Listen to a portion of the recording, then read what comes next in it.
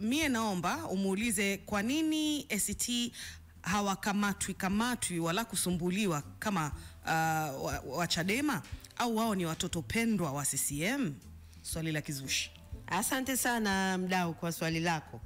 So kweli kwamba ACT hawakamatwi. Majuzi kuna siku hapo, yani kama wiki mbili zilizopita, alikuwepo makamu mwenyekiti wetu, alikuwa pale kwenye mwendo kasi. Kwa sababu makamu mwenyekiti wa chama ndio waziri mkuu kivuli, alikuwa anaenda kuangalia adha ya mwendo kasi, na alikamatwa na polisi, na wale polisi wa mwendo kasi. Tuna watu mpaka wametekwa. Ndugu Nondo Desemba mwaka jana alitekwa.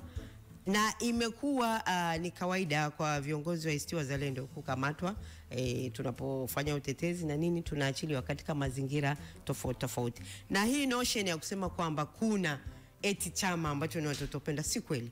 Ni notion na propaganda zinazotumika ili kututenga vyama shindani, tuone kama huyu yuko karibu na utawala kuliko huyu kuliko yule.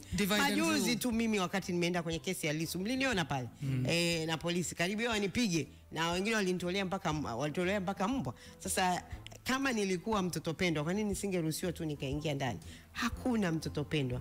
Chama chochote makini kinachojitambua kiko kwenye ushindani, kiko always kwenye loggerheads na chama tawala, lakini zinatumika propaganda kadhaa ili kuwafanya watu wa vyama vya ushindani, watu makini, vyama makini visifanye kazi pamoja, na kuhamishia vita na chokochoko baina yao, badala ya kufocus kwenye kutaka kuongoza na kukitoa kile chama ambacho kimeshika madaraka kwa ushindani wa kushawishi wananchi na mambo mengine, na wao kufanya kazi pamoja ili kuongeza nguvu ya kuleta mabadiliko.